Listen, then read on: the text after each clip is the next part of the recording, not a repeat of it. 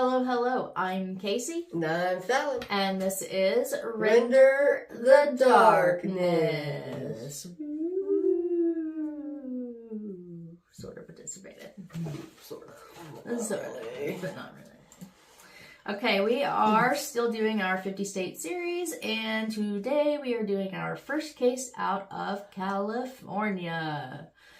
We decided to go ahead and start with the ghost case. Ghosties. So we're going to do the ghost case today, and today is not the day it's going to come. Oh, here we are.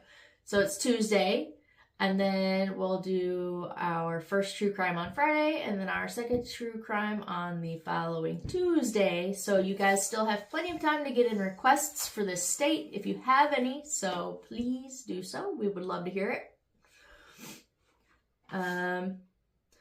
Let's go ahead and do our fun fact real quick for this episode. Oh, fun fact. Guess who got in contact with us? Not Eminem. Oh, he must not listen yet. He must not listen yet, but he will. You guys get the word out. Eminem, not the candy marshmallows. Okay, so the actual fun fact for this episode is the word folklore was created in 1846 by a man named William Thoms, or Toms, Thoms.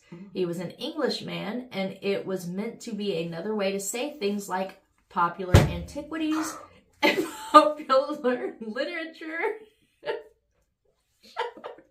Okay. Why did you do that? What did you... I did not mean to do that. Oh, okay. Yeah. You're crying.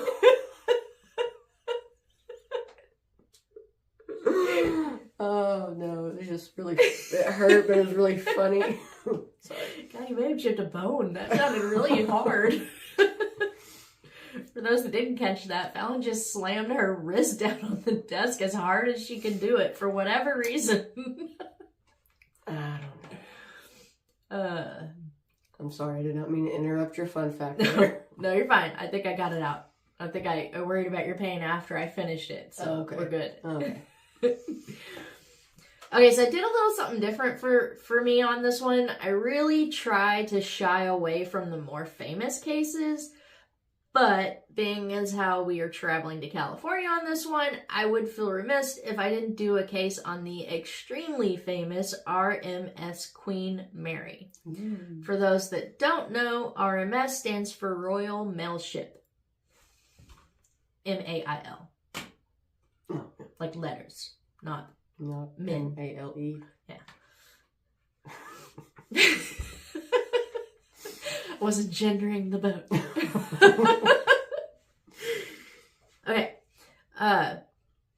I will also let you know ahead of time, there's no way I could possibly have given all of the information on the history of this magnificent and extremely important to history ship. Even if I could, that's not supposed to be the focus on this case. But I will put the information needed to get us where we're going for the case, as well as I will make sure to add all the links for the resources needed to be able to learn about the full history, if that's something that you're interested in. There will also be a link for the book written about the ghost of the ship, as well as a link you can use to find the movie that was made about the ship. Okay.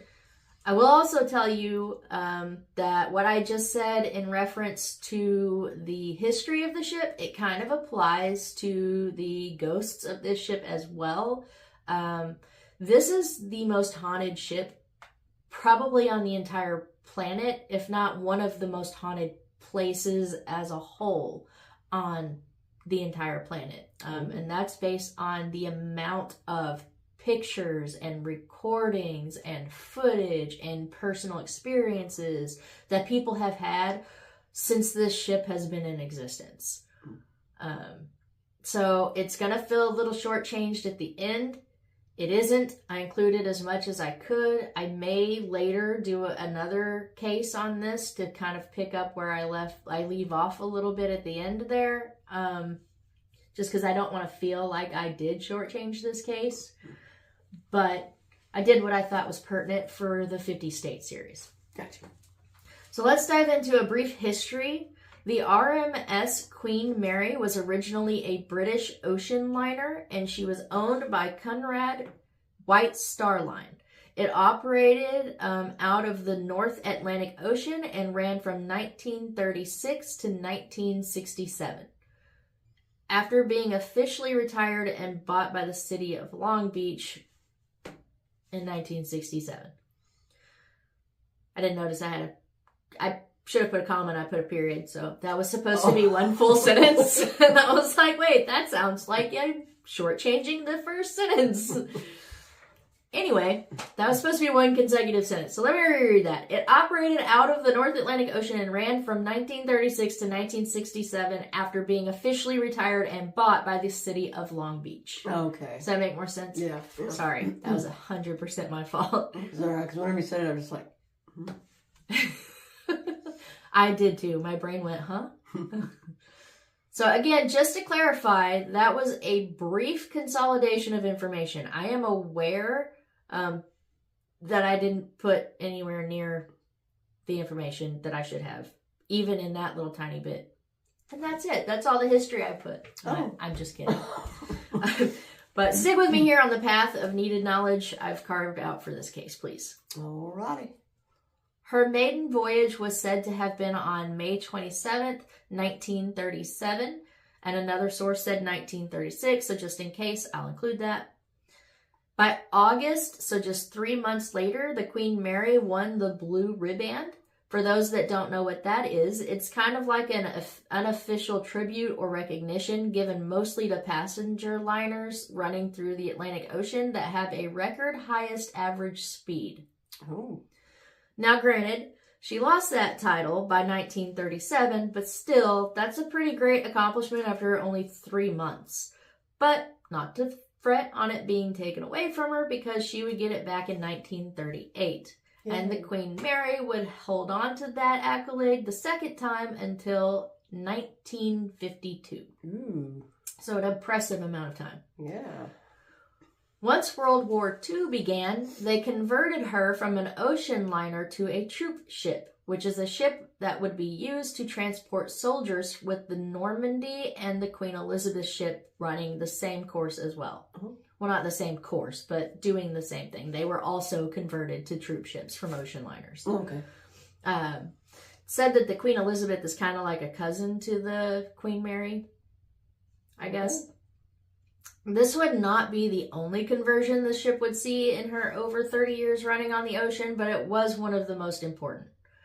Queen Mary's job was to ferry Allied soldiers during wartime from Australia and New Zealand to the United Kingdom, or at least at first, that's what it was used for. On October 2nd, 1942, the RMS Queen Mary, also referred to as the Grey Ghost at this point because during the time of her use by the U.S. Army as a transport for troops, her speed and size made her impossible to catch. She was also responsible for a pretty horrific accident around this time. It's actually considered the worst one during World War II by Britain. Uh-oh.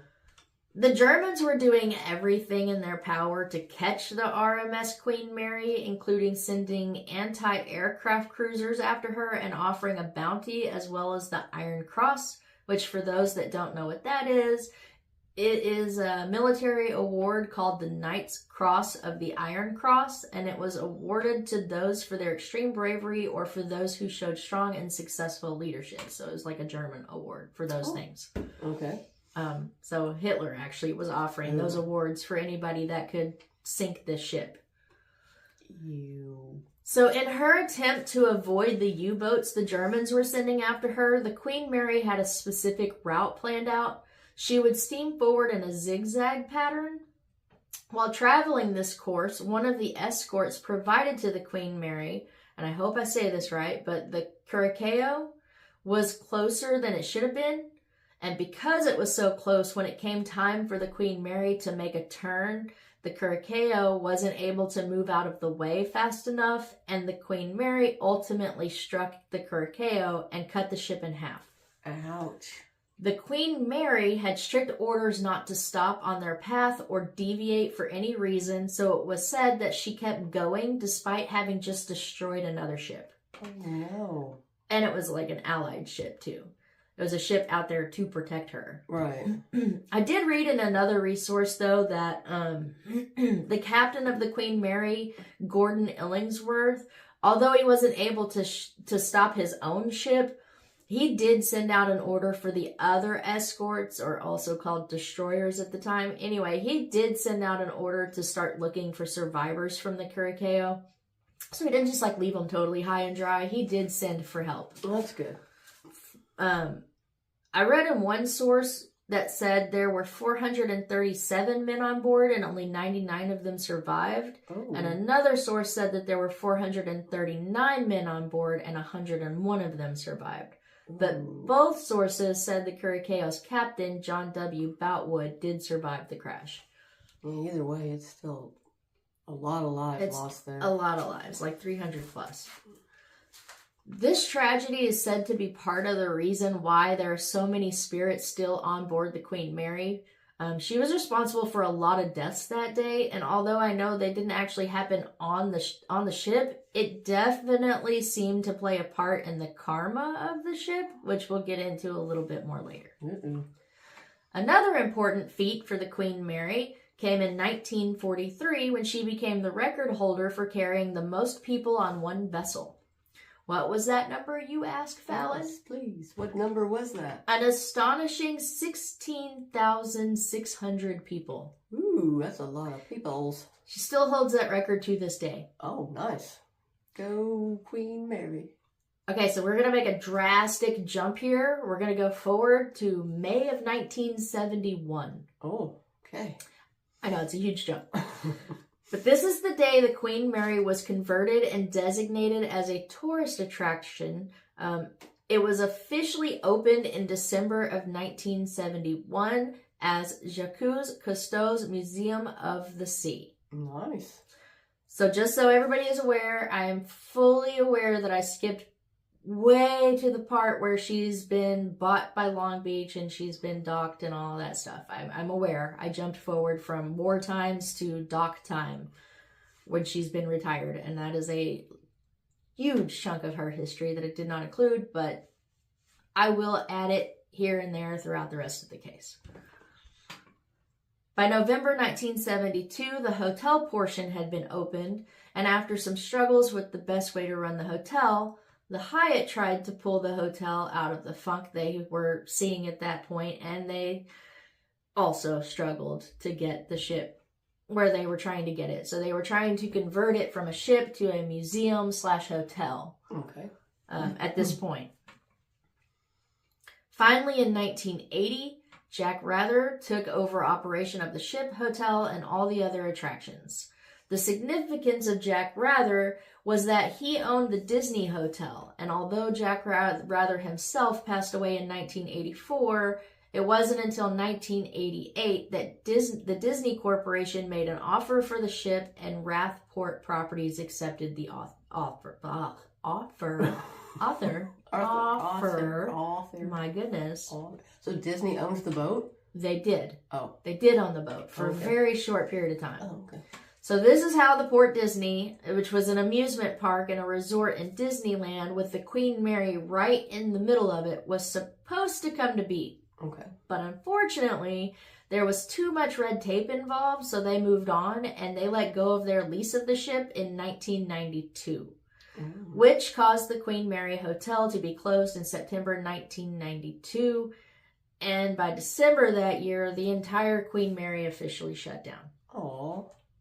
Don't worry though, she reopened in February 1993 and was reopened by the city of Long Beach, California. Yay. The hotel part of the ship, which after being revamped on the inside, was actually legally deemed to be a building rather than a ship because they literally removed every mechanical part that made it a workable ship. The ship could no longer be ran in the water or used as a ship at all. Okay.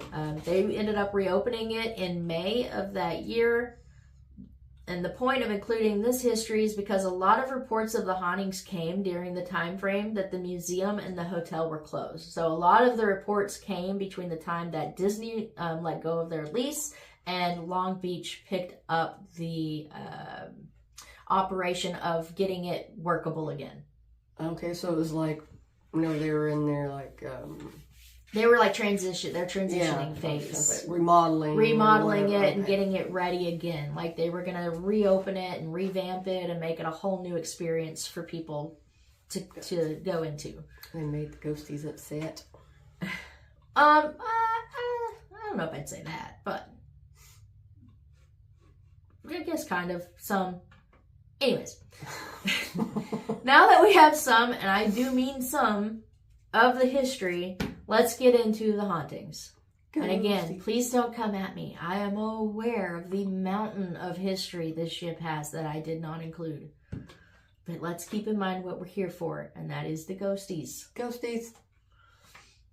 The ship is considered, as I said earlier, to be one of the most haunted places, not only in the United States, but in the world. It also has one of the highest recorded experiences of spirits still to this day in history. We should go do that. Yeah, so take that, like, think about that. Like, of all the places that have all of these mountains and mountains of experiences reported on them, this ship, has one of the highest numbers of reported experiences. When it was closed, there were security guards who were still employed there, and their job was to protect the Queen Mary. Make sure no vandals got on it, make sure nobody that wasn't supposed to be on it got on it, whatever. The guards would claim so many different experiences while they were working there during that year. So that was during the time that the Disney had released let go of the lease, and the Long Beach was trying to get her back on track. So while that was happening, they had security guards there to ensure the safety of the ship. Gotcha. Lots of them reported noises, phantom voices, the sounds of parties being thrown. They reported seeing people trespassing, but after attempting to chase them down, there was no one there. So many other experiences took place during this time that a lot of the guards would often refuse to work inside the ship. They would only guard from outside and on the ground. So if they thought somebody was in there, it was just like, oh, well. Yeah, pretty much. They were like, no, negative. Some people believe that one of the pool rooms, the first class pool room, which is actually the dressing room, which actually is the dressing room in the pool area, to be exact, for the location. Some people believe that that's actually a portal for spirits, so they can come and go as they please on and off the ship. Ooh, cool. I know I said that sentence very weird. I don't know what's happening. It's a ghosty episode.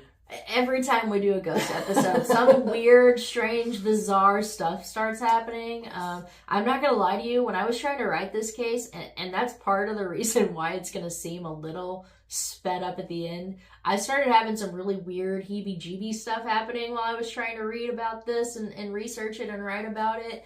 So there was a couple of nights where I would be working on it alone in my living room, and I would have to shut my computer, like I'd have to close my computer because I would start getting chill bumps and the hair on the back of my neck would start standing up. And I don't know, I just feel like when it comes to paranormal stuff, like instinctively your body tells you when something is real and when it's not. And you know, there were several of the ghosts that I tried to focus on and write about in this case that I got that feeling on.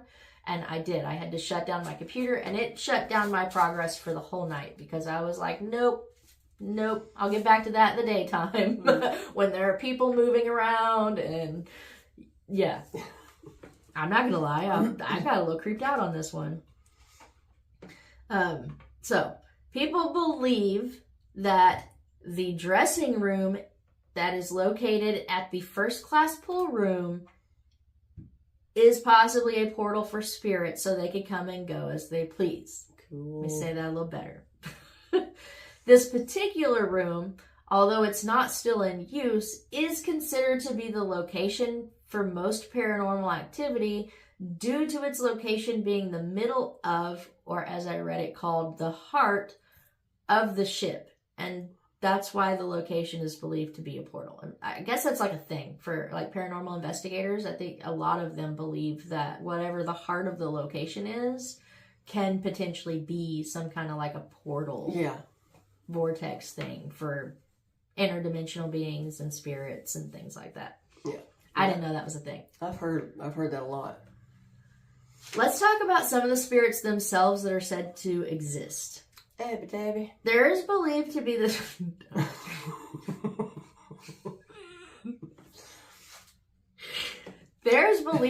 spirit of two men who were originally working on the ship when it was being converted to the troop ship before the construction had to be stalled due to the lack of funds and thousands of shipbuilders were laid off.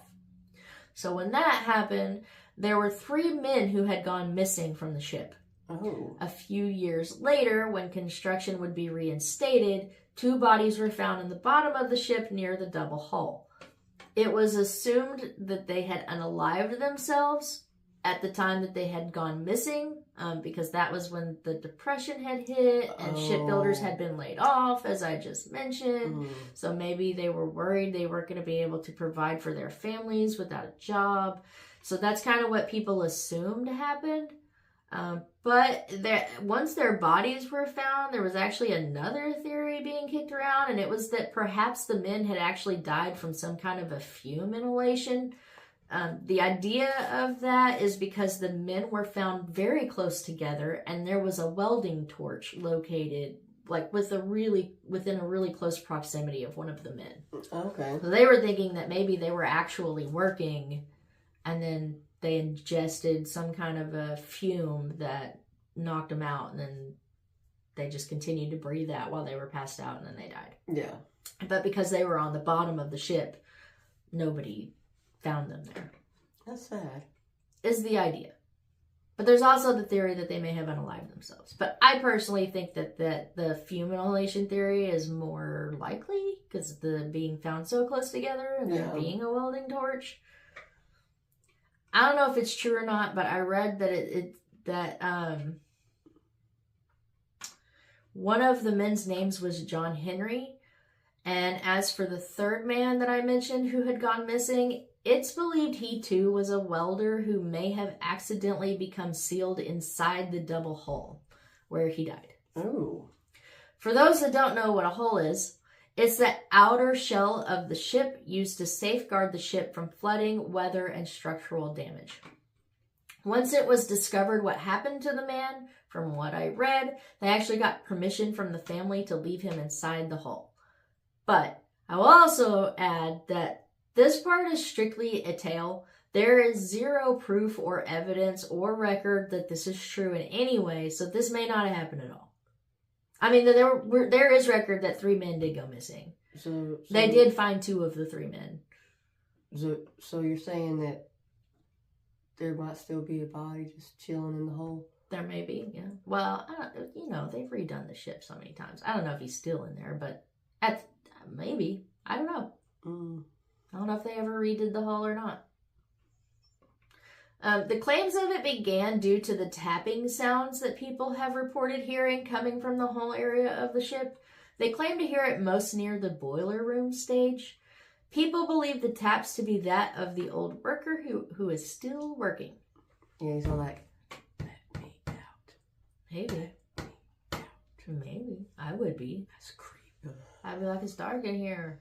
Ugh, it's just... Due to its designated route, the RMS Queen Mary began at one point transporting prisoners of war to America. Most of these prisoners were of Irish and German descent, so fighting was a regular happening, and sometimes these fights would lead to death. These spirits are often reported to be heard by paranormal investigators. Another spirit some think may still be aboard the ship is none other than Winston Churchill himself, or Colonel Warden as the RMS Queen Mary knew him. Really? Yeah. Oh. It's believed that the cigar smoke people report smelling on the ship is that of Churchill. especially since they smell it mostly only when they're passing by Churchill's old suite. Ooh. He was a common writer on the ship, and I know that there has to be, like, I know the idea is that there has to be something there for the spirit to attach itself to. The RMS Queen Mary is where Churchill made some of the most important and impactful decisions he ever had to make, like life or death decisions, which again is a very interesting part of history, and I highly encourage anyone who doesn't know the history to go read about it in D-Day and all that stuff. But his desk that he had in that suite is actually still in there to this day. Oh. So That's there's cool. your physical item that he could be attached to. Right. And, you know, his spirit may be lingering because so much of his spirit was on and left in that ship. Yeah. Because of the impact that ship had and the choices he had to make on the ship. You know, there's some cultures that believe that no matter where you go in life or on the planet, you leave a little piece of you in all of those places. Yeah. So take that and combine it with something that you personally owned. I believe you could be physically attached to something like that. You know, we talked a little bit about that when we did the Alcatraz case. Yeah. You know, because we were talking about the Birdman who didn't actually die at the prison, but people believed he was still there. Yeah. The Birdman. Mm-hmm. There have also been claims that people have seen him by the gift shop in an area known as the Promenade Deck. They also claim to have seen him in the restaurant named after him too, which apparently the Promenade Deck is where his actual office used to be. Oh, that's cool. Yeah. Going in the restaurant and be able to see Mr. Churchill. Oh, yeah, that would be really cool. I say that bravely on camera, knowing damn good and well that I would run. I think it would be pretty cool. Other potential lingering passengers may be the spirits of the wounded soldiers the Queen Mary had been charged with transporting from England to America at one point. Many of the wounded were in critical condition, and some were thought to have not made the voyage to New York. Another reported death of the Queen Mary was that of Thomas Marshall, who was serving as the ship's third officer in 1948, and it was reported that he fell off of a ladder and died. Ooh. Other supernatural things to be reported by guests, visitors, occupants of the hotel, investigators, guards, and staff include things like tools going missing, only to resurface in other places on the ship, men screaming, and water rushing in the forwards of the ship when she isn't running. And according to psychic Peter James, he claimed there to be over 600 spirits on the ship. Dang. Of course, what would a ghost story be without a lady in white? The Always. RMS Queen Mary has one of her very own. Always a lady in white. There is, but this one's a little different. Okay. The difference in the Queen Mary's is not only that the documented sightings of her, but she's also quite vocal as well. Oh. Yeah. She sings and dances. She's most often seen in the Queen's Salon, which was originally the main lounge. So that's where the elite of the ship would attend dances and listen to the bands. Ooh. She's not only been seen in the salon, she's also reportedly been seen in the old Paranormal Research Center room, as well as the isolation ward, and in the Shrine of Immortal Chaplain, and the hotel lobby, and lastly, the staircase. Dang, she's all over the place. She is, and she's almost always dancing or singing to some kind of music that only she can hear. Oh, so she's always happy. Yeah, she's said to be very soft-spoken and very sweet. Nobody has ever reported anything negative about the lady in white on this ship. That's cool. In fact, it's reported that a lot of the spirits aboard this legendary vessel are very vocal. Another couple famous spirits are that of John Petter and a woman named Sarah, which we will talk about later. And speaking of Peter James, this leads me to talk about who is probably the most known spirit, and that is of a little girl whose name is Jackie. Jackson is the one who discovered her name is Jackie because she told him her name was Jackie. Aww. The story of Jackie, from what I understand, comes from the time frame after the war when the ship was tasked with reuniting brides in England with their husbands in America. Again, you can get more information and clarification on this in the links in the show notes. It's said that she was traveling back to America, and while she was traveling, she drowned in the second-class pool. Oh. The most frequent claims of sightings of her are around the balcony and also in the pool room. She alternates between the first-class pool and the second-class pool, which is where Peter first saw her. After seeing her, he claims she asked him to meet her in the first-class pool room, and so he did. He actually recorded this interaction, and he was able to speak to Jackie for over 10 minutes. Oh, wow. And that whole thing is recorded. And you can find it. Apparently, she likes to play games with people by appearing, disappearing, and reappearing somewhere else. Mm-hmm. There's also a 17-minute recording of another interaction that Bob Davis and Brian Clune took. They were the hosts of a show called Planet Paranormal. Frank Barracuas also caught a recording of Jackie speaking to him. And there are still reports of people hearing Jackie to this day, although not nearly as frequently as they used to happen. Oh. This introduces us to a couple other ghosts. For example, Sarah. She's thought to be a little girl as well, but she has taken up the job of protecting Jackie. And apparently she takes it very seriously, so seriously that sometimes when paranormal investigators are attempting to contact Jackie, Sarah jumps in and speaks for her and tells them no. Oh. The lady in white has also taken to Jackie. She is known to sing for her, and then there's another spirit that seems to be attached to Jackie as well, and that is a spirit referred to as Grumpy. Ooh. Let's talk a little bit about who people think Grumpy might be. He's known to scare and growl at people. Mm-hmm. He's mostly reported being in the first-class pool area under the stairs by the storage. He also has been reported in the green room and hallway, both rooms closely located to the pool area. Some believe he's the spirit of a once-upon-a-time captain of the ship. There are also theories of him being someone who may have committed a murder aboard the ship, specifically that of a woman whose body was found in the staircase he stays close to. Oh. It's believed whoever murdered her most likely unalived themselves, and Grumpy might have been that culprit. Okay. Then there's the spirit of William Eric Stark. He was supposedly accidentally poisoned, which I guess technically he accidentally poisoned himself, kind of. Okay. The story goes that he was the senior second officer at the time and was tasked with entertaining some new crew members, so he invited them to his cabin where he planned to share gin with them. He asked the steward to get the gin, and instead of going where he should have, the steward decided to grab a bottle from another cabin close by and gave it to Stark. Unfortunately, the steward nor Stark would notice that it wasn't actually gin in the bottle at all. It was actually filled with a cleaning solution that was toxic if ingested. Stark poured himself a glass, and sadly he would die from this mistake, and not like a quick death either. Ooh. It was several days for him to succumb to the side effects of this poison. It was slow, it was painful, and it was agonizing. That is terrible. So some people think that Stark may actually be Grumpy.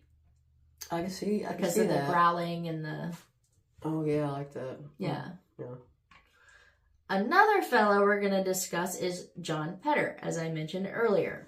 He was a worker for the Queen Mary in 1966. He worked in the engine room. So the men in the engine room and the boiler room would often try to find ways to pass time. So they had a lot of downtime. One of the particular ways that they liked to pass time was to play games. One of the particular games they liked to play, the premise of that game was when the captain called for the watertight door drills, which was a drill he'd occasionally do that involved sounding an alarm and dropping the doors to ensure they were up to code and still functioning properly. Well, the game was to try to beat the door before it closed after the alarm sounded. Oh, no. They didn't have a very long window, and unfortunately for Petter, when he was taking his turn one day, he mistimed it and was crushed by watertight door number 13. Ouch. Mm.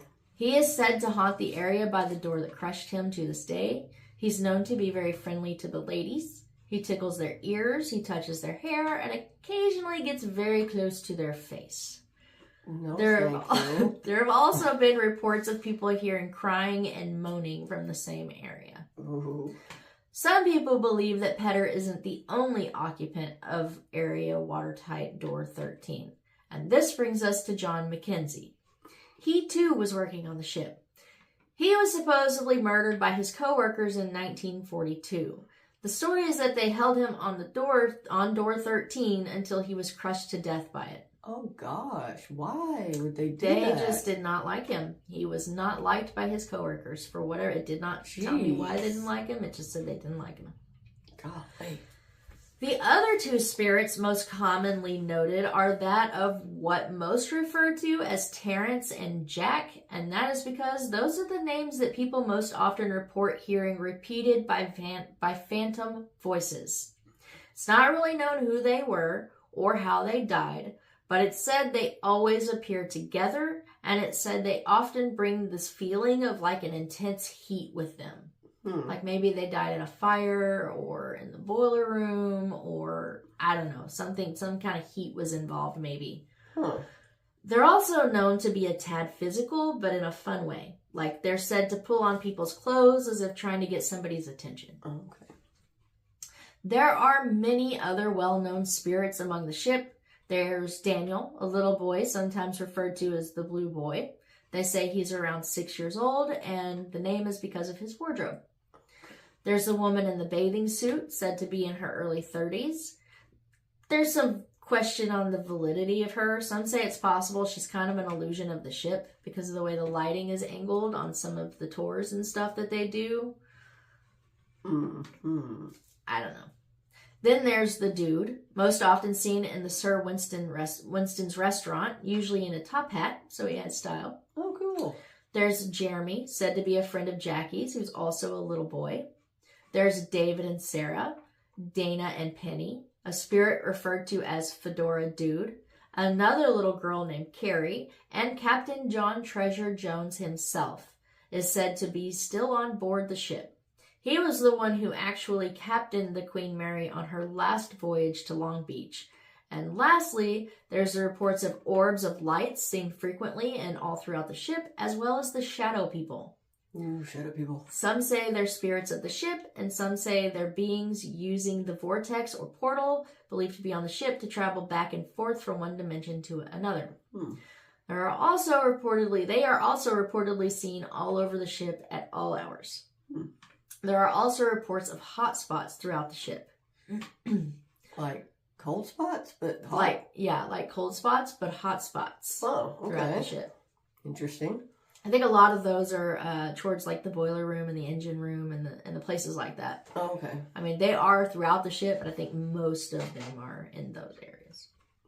Some of the more haunted rooms or locations of the ship include, but are not limited to, room B340, room B474, the isolation ward, the Royal Theater, the propeller box, the spaces we've already talked about, which would be the engine room, the watertight door 13, the green room. Then there's the bridge located on the command deck, the promenade deck, deck B, which is where the morgue was located, the forward cargo hold, the first class pull area, the second class pull area, the employee area, the Britannia room, and several others. You said there was a morgue on that ship? There was. Whenever they were transporting the soldiers, the injured soldiers back and forth, they had to have somewhere to put, so they put a morgue on the boat. Okay. It's no longer a morgue on the boat, but there used to be at one point. Okay, gotcha. Yeah. So I realized I did not give anywhere near the information in this case I could and probably should have. So like I said earlier, I may go back and do it again one day. Yeah, just to kind of make it better. But for today, for the 50 State series, I apologize for the shortness of this case, which I could have made. Well, shoot, probably I could have followed suit on Fallon and made it a 3-parter. Yeah, see, that's why I'm like, part 2. Oh, why? I may actually do a part 2 on this case. I may do my true crime case, and then I may flip back and do a part 2 on this if I have enough daylight. to get it done. If I have enough light. And if I don't, then I'll definitely do it after the 50 state series. But there will be a day, whether it's now or after the series, when I do come back to this case, because it's just, I didn't even touch the surface of information that there is on this ship. But either way, this ship is fascinating. I highly recommend you read the book. I highly recommend you watch the movie, you research the history of the ship, and more importantly, go take the tour. What was the name of the movie? Right. What was the name of the movie? Yeah. It's going to be in the links. I don't know it. It's going to be in the links. I don't remember. I think it's literally called the Queen Mary. I think that's literally, they're the ghosts of the Queen Mary or something like that. Like that's the name of the book is The Ghosts of the Queen Mary. Okay. Yeah, I thought I missed it because you're all like, go watch the movie. And I was like, that's not the one I have capitalized though. I mean, so you should go watch the movie. I just can't remember the name of it now. And I'm 40, Fallon. I can't even remember what I had for breakfast. Me too. What'd you have for breakfast? I didn't have coffee. Huh? Trick question. I didn't have breakfast either. Ha! Anyways, there will be a link for the movie, which will have the title of the movie in it. I do know the movie. I just cannot think of the name of it right now, and I wasn't smart enough to include it in my notes. Oh, sorry. It's fine. I guess I just start looking. There's like there's a million and one questions she could ask that I would know the answers to, but she somehow always fiddles around in the universe and plucks out the one question that I can't answer every time. And then I sit here and go, da da da da da. It'll be in the show notes. As I've said 12 times. I'm sorry. Anywho's, go take the tour. That's right. I didn't mention that yet. You can absolutely go take a ghost tour on this ship. Go visit its gift shops. Eat in the restaurants. Stay at the hotel. Spend a day there investigating whatever your heart desires for your paranormal curiosities. Or maybe your historical curiosities. Either I want way, to do it. This ship has you covered. You can do it. It's not even expensive either. Like, I looked up what it would cost. Don't ask me what it would cost, Fallon, because I didn't put it in my notes, but I did look it up, and it's really not that expensive. So if you're in that area, or if you're traveling to that area, might be a fun little stop in there. Oh, Coolio, that was pretty cool. Grumpy. That's how I view. That's how I feel. No, we're just talking about Grumpy. Oh, yeah, Grumpy. This is a Grumpy. Yeah. So that's my case on the RMS Queen Mary. I'm sorry if it feels so slated. I know it was, and I'm sorry. I'm a big old chicken. If I had been able to work on this case at night, it would have been bomb. I thought it was really good. You put in a lot of information. There's a lot of ghosties in there. I liked it. Yeah, I know, but I just feel like I didn't do it justice for what it is, and I feel kind of bad about that. And I know a lot of y'all are like, "Oh, why did you record the case, or why did you spend the time?" Because I'm a big old baby. And when it comes to paranormal When it comes stuff, to ghost stuff, that's her world. And I know I'm kind of stepping in and out of it on this 50 state series here or whatever. And I'm not saying I'm not going to do paranormal cases. I just prefer the folklore and the cryptid and the true crime. Paranormal itself is not my thing. I've been a CNA since 2006. We grew up in a house that was haunted. We've always been in houses that were haunted. I don't know if the ghosts follow us or what. I've worked in nursing homes that were haunted. I've had a lot of personal paranormal experiences that have caused me to have a lot of anxiety and fear when it comes to paranormal things.